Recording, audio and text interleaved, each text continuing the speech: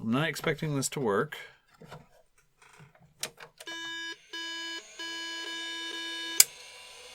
Boy. The song of our people. Tales of Weird Stuff Voices. NEC PowerMate SX. I recently picked up this PC at an estate sale. I had gone to that sale for some other items, and I found this computer down in a dark corner of the basement. I don't usually like to talk about how much I pay for things, but this is just, it's so comical.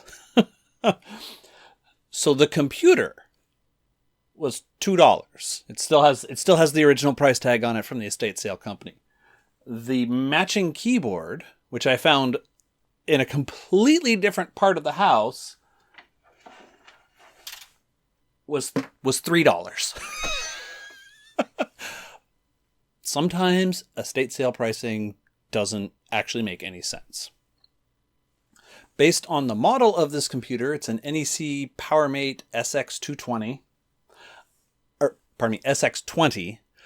I'm assuming that it's probably a 386 SX20 inside, although it could be a 46 SX20. It seems older than a 486 SX20 would likely be. And I don't know that I've ever actually seen an SX. I've seen plenty of SX25s, but I don't know that I've ever seen an SX20. It definitely, just looking at the outside of it, it has some interesting things going on, and NEC was kind of fond of doing more unusual things. So I have a suspicion that the inside is going to be interesting too. Looking at the front, we can see the NEC branding, PowerMate SX 220, power light, hard disk light, 20 megahertz light, which I don't see a turbo button, so perhaps it has software controlled turbo and the light is to indicate when you're turbo or not. Some kind of internal hard disk, some kind of internal floppy disk, dirt, power button, front keyboard PS2 port and mouse PS2 port. And that's the one thing that's making me wonder if this is a 486, because I wouldn't expect a 386 SX to have PS2 ports, but who knows. On the side, we have a sticker that's a little bit hard to see that is from Microage in Phoenix, Arizona, with their phone number. Presumably that's where this was originally purchased. Around the back, there's an internal modem, a VGA card, and a VGA on the motherboard, which is interesting. Serial, parallel, I'm assuming external floppy? Not entirely certain. And what looks to be an internal modem. Fan for the power supply. Monitor, power pass-through. On the other side, just an air vent, and that's it. So it's a pretty vanilla looking PC on the outside. Let's see how it looks on the inside. And let's hope that it is not filled with battery corrosion, because I'm tired of that this year already. So I'm noticing someone has definitely done something in here at some point, because there should be 3 more screws in the case than there are. There's only 2 back here, and these are not, I'm also noticing these are not common case type screws. They've got 2 washers, and they are definitely metric screws. Okay, let's see. How does this must come. Oh, there's of course more screws on the side. So it's not like this was in any danger of just falling open with only 2 screws on the back instead of all 5. 5 screws on the back, presumably 2 on each side. Like, doesn't that seem a little excessive? Like, how many How many screws? Is this... How many licks does it take to get to the center of a Tootsie Pop? How many screws does it take to hold a PC case on? I don't know. Okay. Now the moment of truth.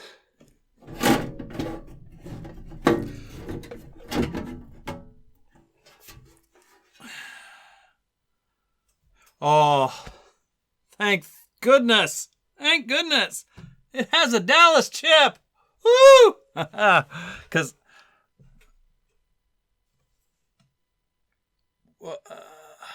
okay, there's a lot going on here.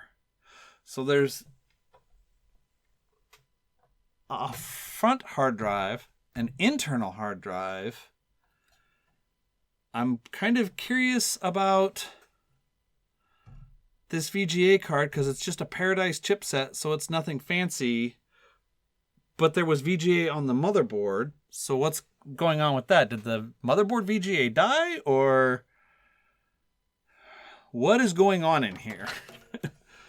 Wait, what is going... Oh, this is... oh, this is highly unusual. All right, I'm going to go ahead and I'm going to pull some of these cards out so that we can get a look at the strangeness going on inside. Oh, now that's interesting. So the branding on this is AST VGA Plus. I have a bunch of AST memory boards of various kinds. They made a lot of memory boards for early PCs. I was not aware VGA Plus Premium. But it's just a Paradise 88 chipset. What is... Okay, that's interesting. I don't know what to make of that. As predicted, a really minimal looking modem card. I'm surprised at how... Oh, wow. And that screws really in there. How minimal this card is. Interesting. So this would be an external floppy that is like very strangely cabled off of the ISA riser. Oh, this is so bizarre. The ISA riser card here, that is... So that is an unusual confabulation. Okay, so there is some documentation in here about what various switches are. I really like that some old PCs used to do that. So J8 is set to VGA adapter removed. So the internal VGA is disabled. So what I don't see in here is anything looking like a CPU or anything that I immediately identify as a VGA chip. Now there's a push button here, but on the back of the case there's just like a pinhole for it. I wonder... I didn't see a reset switch. I wonder if this is the reset switch? And what is this little... What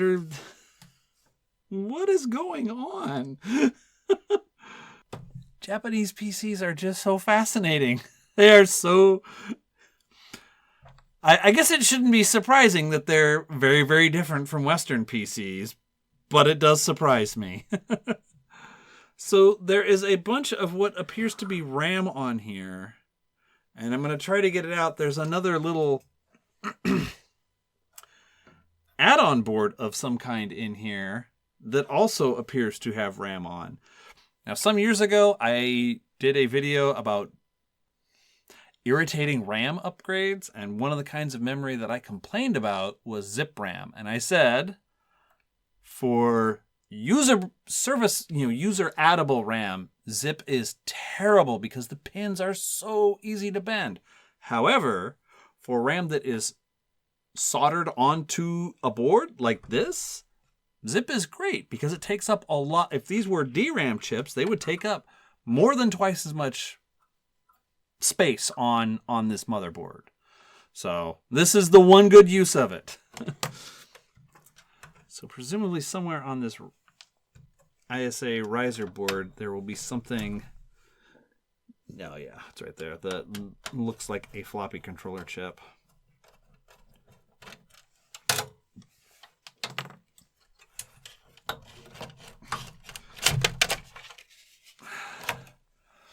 Okay, so there you go. There's the riser, the floppy controller. I wonder what this jumper is for here. Oh, I couldn't even see that from the angle I was at. Okay. So this is this attached? Yes, it's attached. How can I get at that? Oh, that's... In order to get at the screw that is holding the memory card, I have to remove this support bar here. So I wonder if I could have... Oh, wait. It might be easier. I'll leave that here. Might be easier to just remove this screw and take this whole thing out. Okay. Yeah. Okay. Here is the memory card, and it has 4 1 megabyte sims on it, and room for 4 more, and jumpers, or a switch block, which is not documented on this. This only documents this switch block, and there are plenty of other. I'm starting to see plenty of other. So this documents this jumper. Camera. This jumper and this switch block. But there's jumpers here, and there's a jumper here, and there's 2 of them over here, and there's a switch block on here, and I am going to have to seek out a manual for this. And I still don't see anything that looks like a CPU. So this must be the IDE cable. And so is the...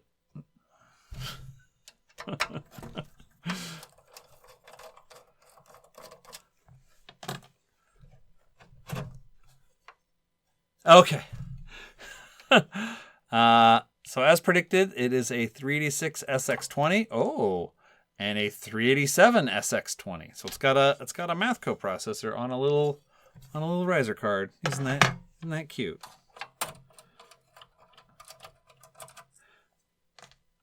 And so the motherboard itself is very compact. Everything is just added on. There's even the PS2 ports are connected.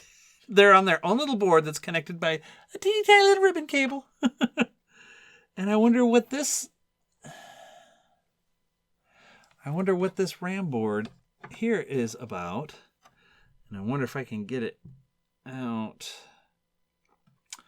Well, I think now that we've looked at it, I really wonder what the heck this other memory is. Because those are 256K by 4. Because these are the same kind of zips that are used in... I have a couple...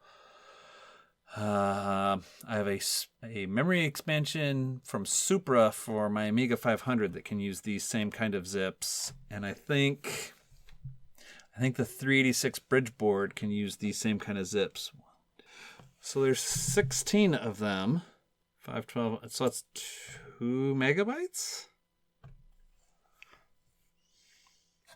So that's 2 megabytes. And then what capacity are these other ones?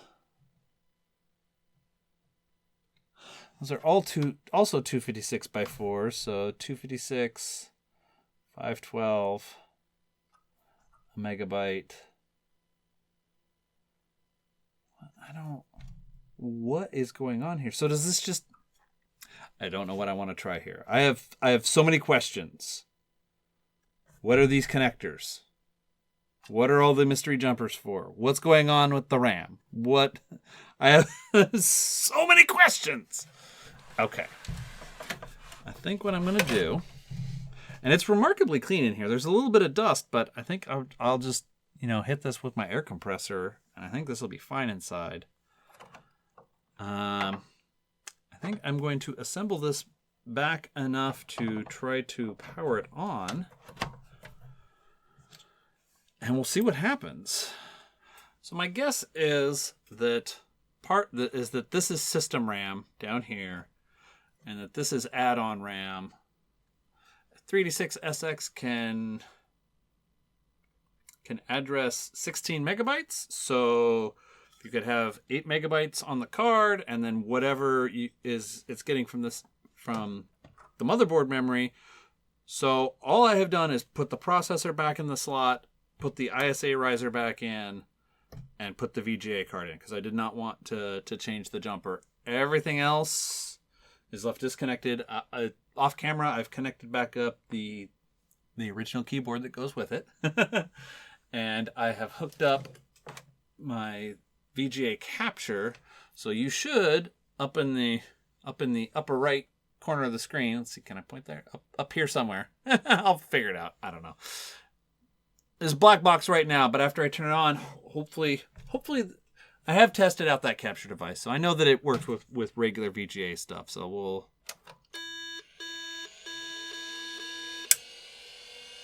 well, it sounds a little bit angry. Both of the hard drives spun up. I did not hear the floppy drive seek or do anything. The power light is on. The 20 megahertz light is on. Okay. Well, maybe it's angry because the RAM card isn't in. Oh, I don't like the sound of that click. So let's put that in. All right. Let's try again. See if maybe it's less angry this time since I put the memory card back in.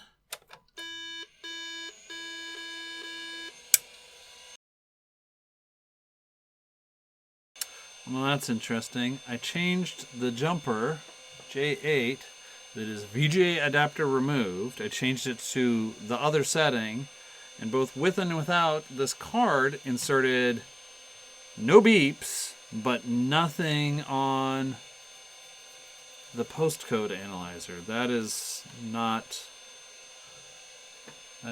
what I would have anticipated.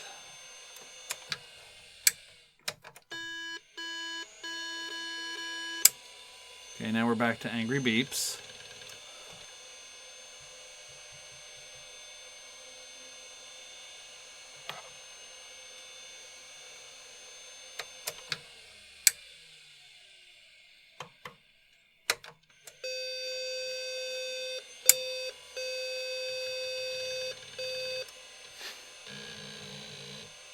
Okay, so I switch 8, which is the VGA enable disable, and it played a different song now.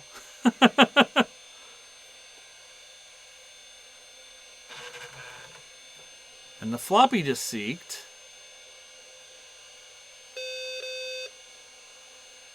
But I still get nothing on the display.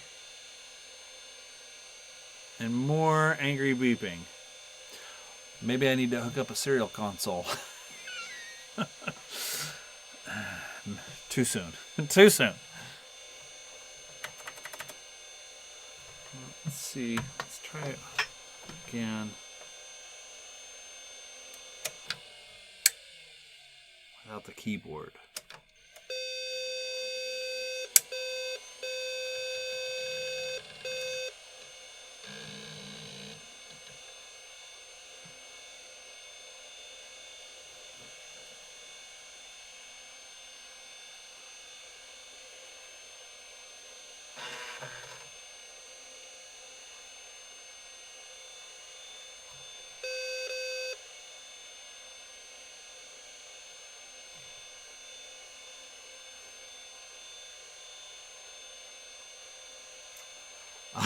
I do not understand at all. So twice now I've gotten it to go as far as beeping in higher pitch and seeking the floppy drive. Most recently now, the only thing that I changed is I unplugged the keyboard, and that seemed to, I don't know. I am really stumped. I do not know. And the postcard isn't saying anything particularly useful, although right now it says 38. Before, I think it was saying 01 and 02, so it was getting to step 2 and getting hung up. Being completely unfamiliar with the system, I have no idea what those postcodes mean. I'm perplexed that it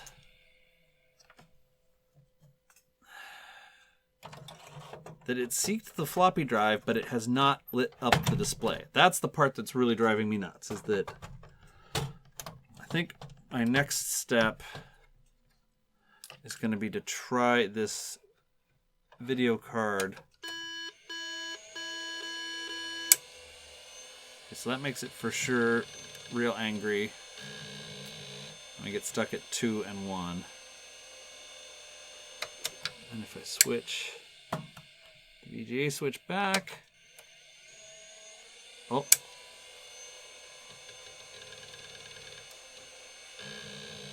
Okay, so I've reconfigured this because I wasn't sure if my my capture card was causing part of the problem. But now magically it just works.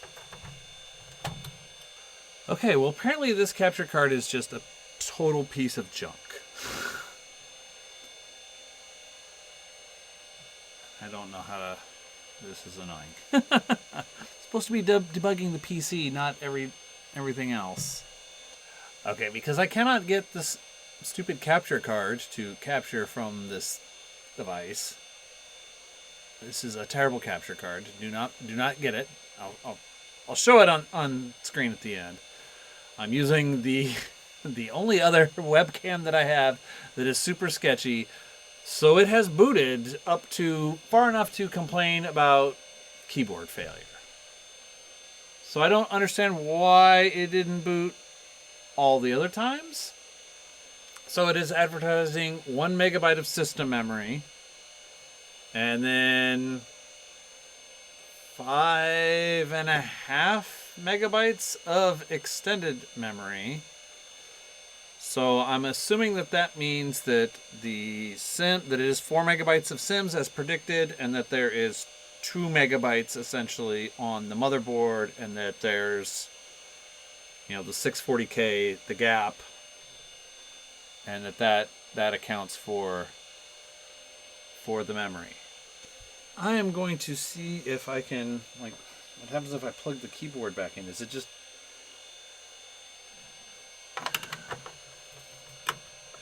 I have not experienced this particular problem of... So is the keyboard maybe just dead? Is it? Because it is not responding to the keyboard. All right. Let's try this again.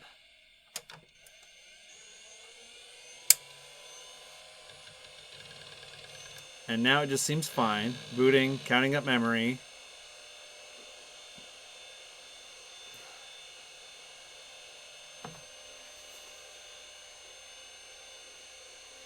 And now it has counted up a completely different amount of memory. Now it says 640 base memory, 8168K extended memory.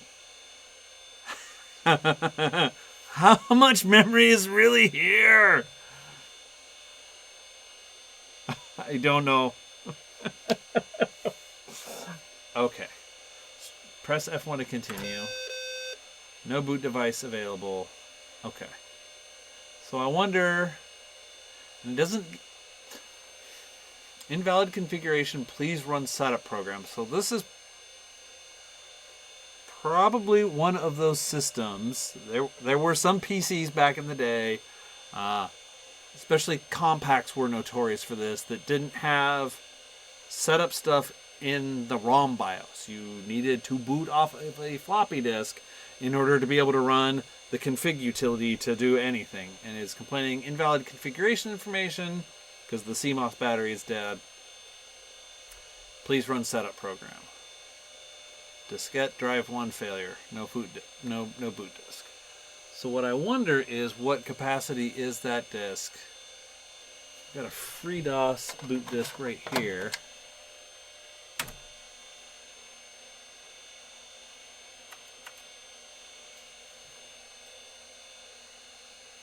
Oh, no? Okay, so it's a 144 meg because it is trying to boot FreeDOS. I guess I can. How bad is it going to be if I bring this back? That's pretty bad.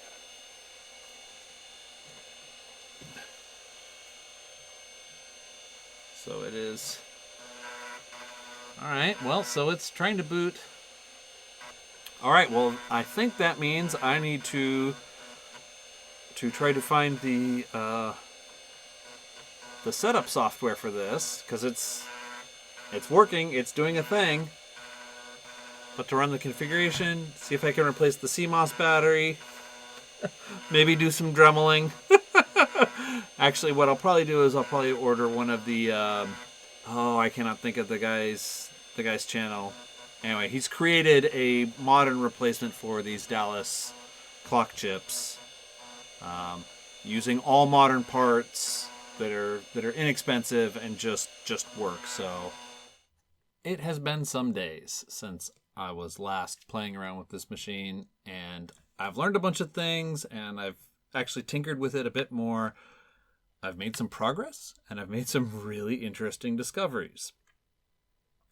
So previously, I was trying to use the switches and jumper J8 right here to try to disable the use of an external VGA and try to use the onboard VGA, because there's a VGA connector back here. Well, it turns out there is no onboard VGA. As far as I can tell from looking at various documentation that I can find on the internet, which I will put links to in the description, there's documentation that I found on the RetroWeb and that I found on, I want to say, archive.org and other versions of similar documents in other places. There was a special video card for this that connected, I believe, to these 3 mysterious pin header connectors, and that it sat down into this, and one or both of these connectors is how it interfaced with the bus, and this connector is how it talks to the VGA port. So basically, this VGA port isn't connected to anything. And I do not understand. That just seems like a super bizarre design. I didn't look very hard, but in the little bit of searching that I did, I could not find an image of one of those cards. And in fact, the RetroWeb doesn't have any images at all of any of these components. So part of what I'm going to do as making this video is I'm going to take really high-res pictures and try to get those images added to the entry for this board on that site. And I'm also going to try to dump the ROMs.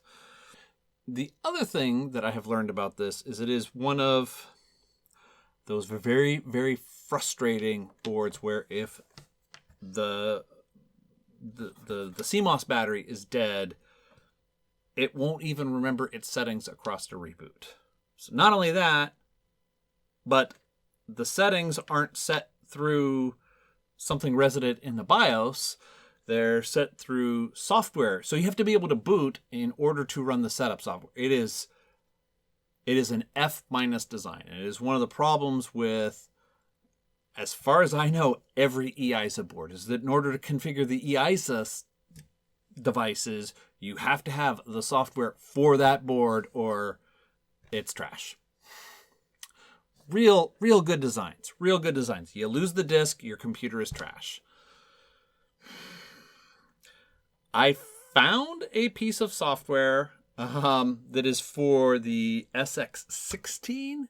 And looking at images, the SX16 is a little bit different than the SX20. I am hoping to yet be able to get at the hard disks, and hopefully the proper setup program is on these disks. But I have a problem in that I can't get at those disks. I've tried booting from a floppy disk and try to get at those disks, and there's no C drive. So I have one more trick up my sleeve. I am going to try this, my XT-IDE, to basically try to use these disks, because it will automatically probe and figure out what the disks are and try to boot from them and do stuff.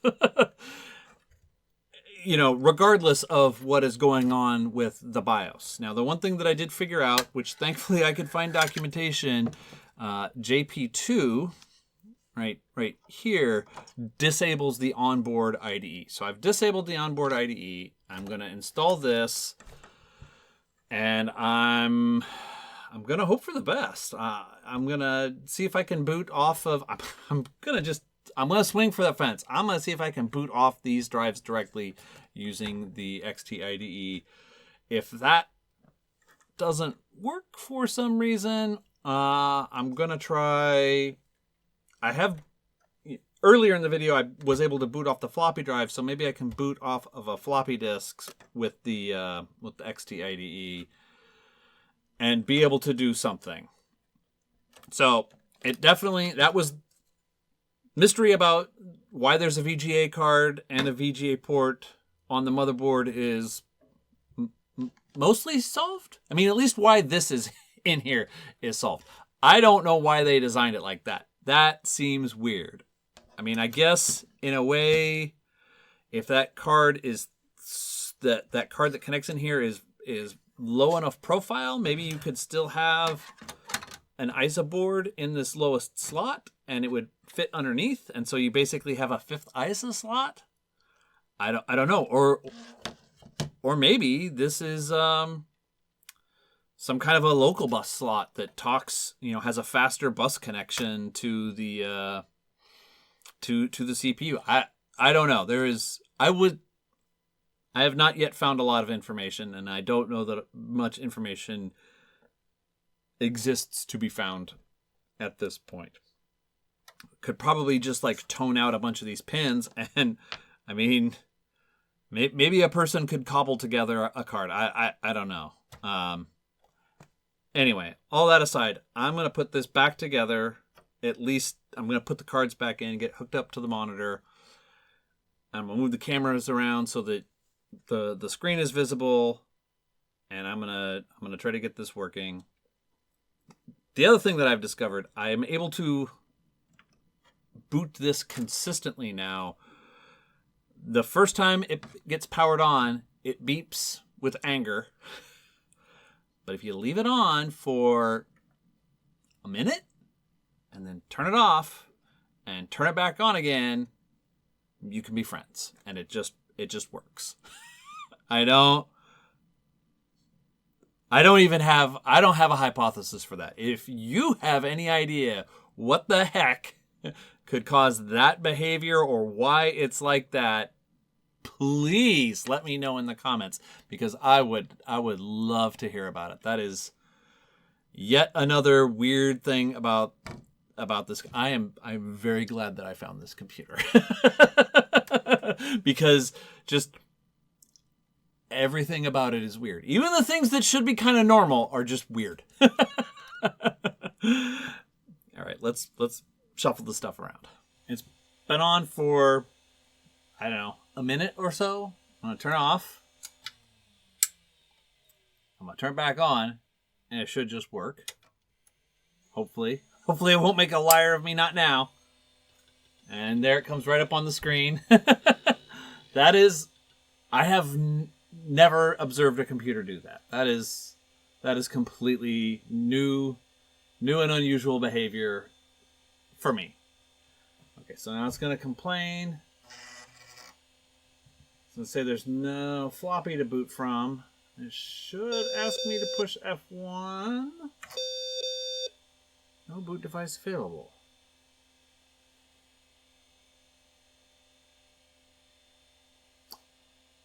Why did it not find the XT-IDE?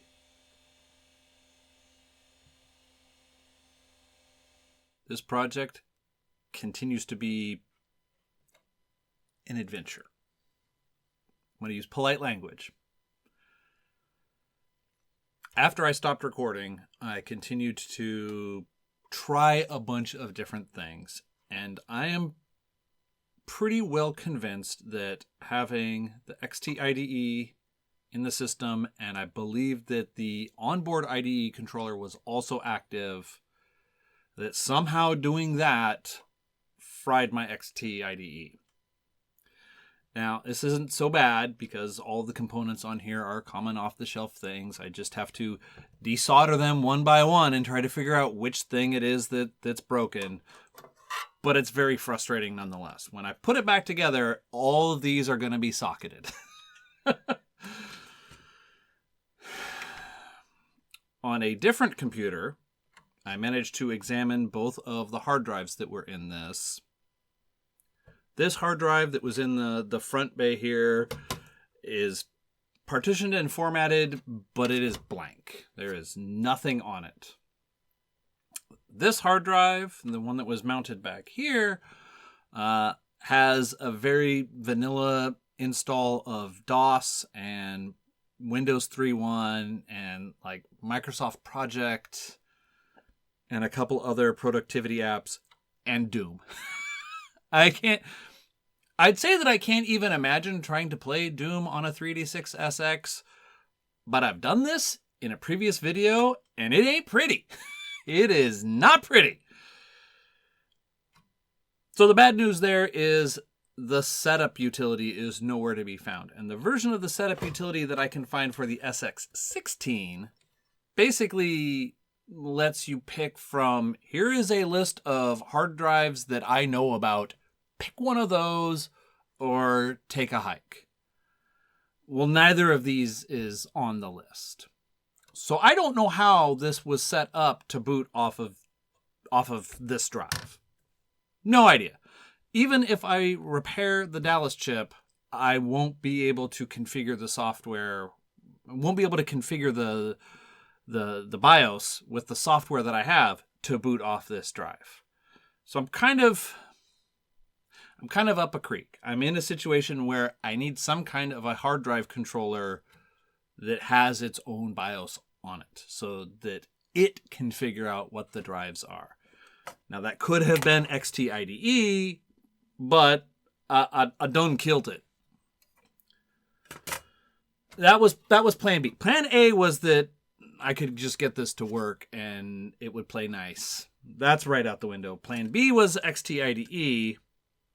Now we're on to plan C.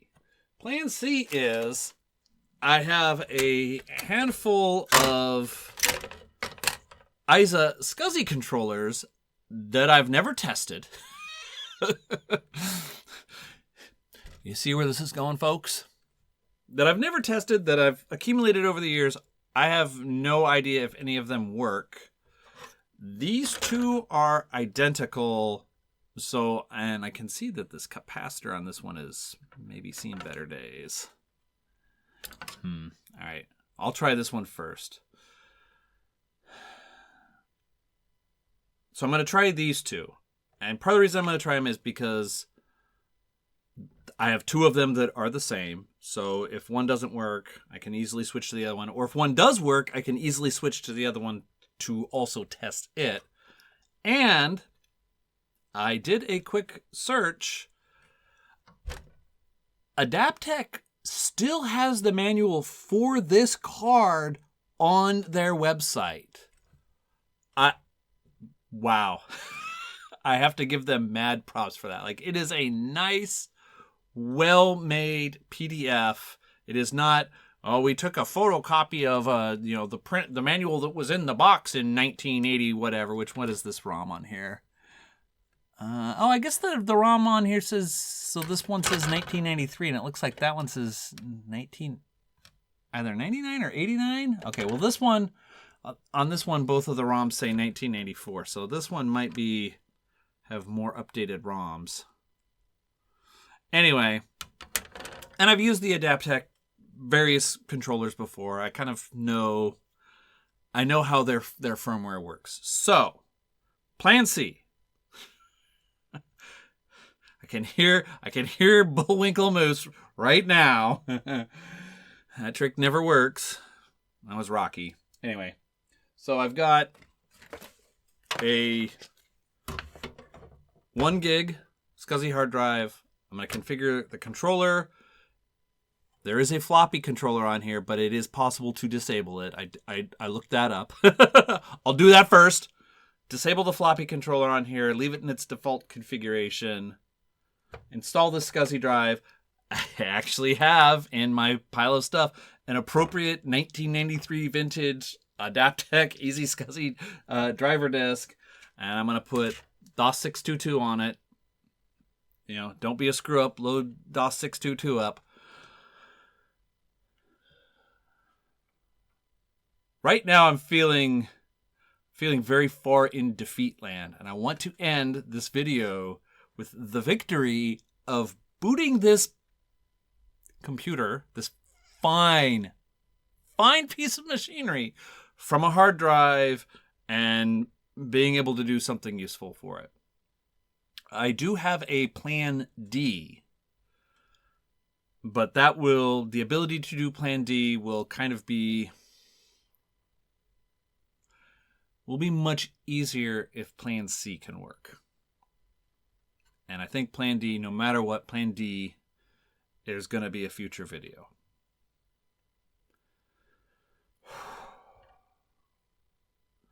Once more into the breach, dear friends. All right, this is the first boot up. I have a lot of anxiety. Hopefully the SCSI controller will work.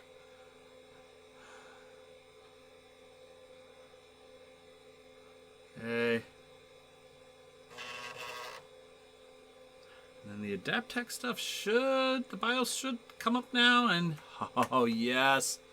Let's see if it can see the yes.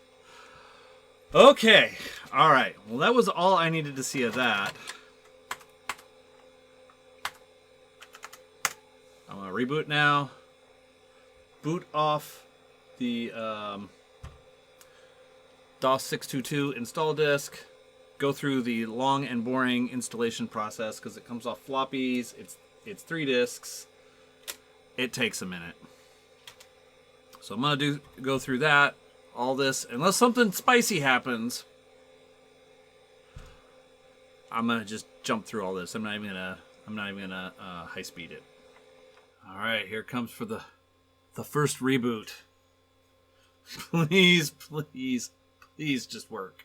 The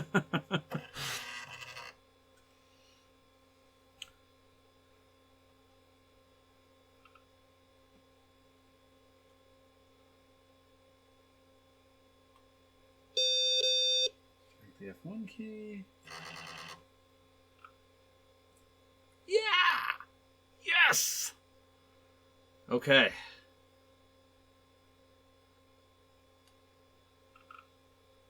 All right, it has worked. I have a couple more little bits of hardware to install. I'm gonna put a sound card in it, and okay, couple more power cycles, and we're so close. Okay, the floppy drive in this thing seems a little bit sketchy. I was not able to read the Adaptec Easy SCSI disk on the system, but I tested it on a USB floppy on a modern system, and it read just fine. My plan for getting software on this is I have a SCSI zip drive and I have a couple USB zip drives, so I'm just gonna schlep stuff back and forth using zip disks. The problem with that is It's really picky about recognizing removable media drives. These Adaptec controllers are picky about identifying or working with these drives straight away at boot without the drivers. So I'm kind of at an impasse. Like, well, I can't get the drivers because my floppy drive is not entirely functional. So there is a workaround in device configuration. It's not in here. So I did two things in here. One, I disabled things that the zip drive can't do. And then in, I want to say, advanced configuration options, yes. You have to select support removable disks under BIOS as fixed disks.